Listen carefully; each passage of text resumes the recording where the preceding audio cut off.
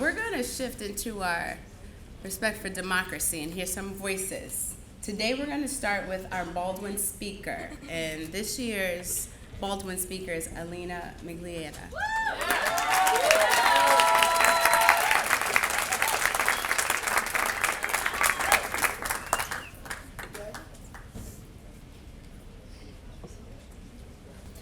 Today we gather not as individuals, but as one and as a community of parents, teachers, and graduates with our own dreams, goals, and aspirations. Today there are no more tests, quizzes, PBATs, SLCs, or do-nows.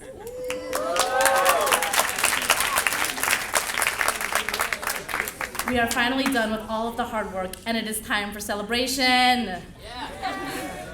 However, we haven't only worked hard, we have worked smart. Today is proof of how we have done just that. But what does it mean to work smart? One answer might be found in the words of James Baldwin. If I were your teacher, it would be my responsibility to teach you to think. This is not an easy thing to do. If I want you to think, I must teach you to think about everything. I must teach you that there is a reason for everything you do and that you must find that reason. He went on to say that the measure of your dignity depends on your estimate of yourself. It really does not depend on someone else's estimate. It depends, first of all, on what you take yourself to be, on what your real standards are, on what you think is right, what you think is wrong, what you think life is all about, what you think life is for. Many of us came to the James Baldwin School from a place of darkness and misunderstanding. Here, we were all given a second chance to prove that first impressions don't always tell the truth. I know that this was true for me. I came from a competitive high school where teachers taught, but weren't interested in who students were or how they learned. No one took the time to sit down with me to figure out how my mind worked or how I saw the world. And then I found JBS. At first, I was frustrated and had my walls up to everybody, but it wasn't long before I started to realize that Baldwin was a real community. I found that teachers wanted to provoke thought and inspire students to be independent through writing and voice. I felt like teachers were speaking to me as a human being, not an underling. They listened carefully to my questions. They presented material that sparked my passion and curiosity. They made me aware of how some people they made me aware of how some of us who are women, young people, people of color, of different abilities, of various sexual orientations, have been silenced for centuries. I began to understand how I have been conditioned by these injustices. And this understanding changed a lot of my beliefs about what is right and what is wrong with the way we as human beings sometimes treat one another. The teachers at Baldwin took the time to break things down for us, things like math concepts and methods of analysis. They challenged me when I underestimated myself, encouraged me to take risks, to speak my mind, to dare to be different, and even to fall on my face once in a while. In Katie Bird's Eyes on the Earth science class, I wrote and presented my first science PBAT. I think that James Baldwin, the American writer, the great American writer and social critic, would have loved the PBAT, also known as project-based assessment tool. It starts with a question that is crucial to our future. My PBAT started with the question, can we mitigate the effects of condensation of our oceans on climate change? We then learned to formulate a hypothesis to address that question, and then to use research to support our argument. We were evaluated not only on our written paper, but on our presentation of that paper to a panel of educators. My written paper passed, but I failed at my first attempt to present it to the panel. At first, I was shocked and disappointed in myself, but the critique that Stephanie gave me showed me that it's not just enough to write a paper. At Baldwin, we need to connect with our PBATs and be able to prove to others that we are serious about real-life issues.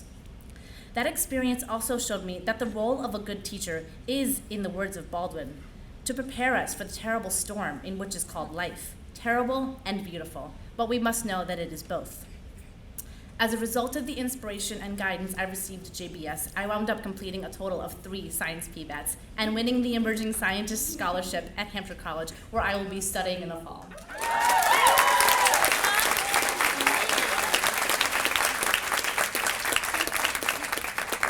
In preparing for this speech, I listened to a number of recordings of James Baldwin as he spoke about education. I found that he felt strongly about the collaborative process in learning. If he were here today, he might remind us that you are all still young. You are not yet finally formed. You are all still at the mercy of your elders. You are all still at the mercy of the standards of your elders. True enough. And yet he says, if I were your teacher, I would beg you to insist to fight with me and not let me get away with anything. No matter how I may sound, I am really only mortal. And though I love you very much and feel responsible for you, I am not always right. We depend on each other, the old and the young, to learn from each other. I would beg you to ask me what relevance your education has for concrete problems like getting an apartment or moving from one part of town to another. I would beg you to ask me the most difficult questions that you can, and I would not be able to answer them. But my responsibility is to hear them. And when you ask a question, any question, you begin to know more about what you really think. I think that James Baldwin would be proud of all of us here today. I feel like he was actually describing us in that quote. In our careers where we tackle tough issues like bullying, respect, commitment to academic work through honest, uncensored, and sometimes pretty heated debates. In our town meetings where we have actively participated in campaigns such as Black Lives Matter and discussed issues of violence, drugs, homelessness, and climate change, among many others. In classes such as Marie Lewis's Power to the People, where we have researched topics related to income inequality, sexism, and racism. And in our everyday conversations, for example, the very rich debate I've been having with our amazing college counselor, Sharon Holden, about the pros and cons of a liberal arts education and its relevance to concrete problems like finding an apartment. I'll keep you posted on that one, Sharon. And now the challenge for those of us who are about to graduate is to hold these values of social justice, self-respect, democratic process, intellectual integrity, and excellence in our hearts and minds wherever we go. We have been heard and seen, embraced and challenged here at Baldwin. And you, all of you, will be with us every time we choose to ask that extra question, take that extra moment to reflect, give ourselves that extra vote of confidence in the terrible and beautiful stories of our lives to come. Thank you.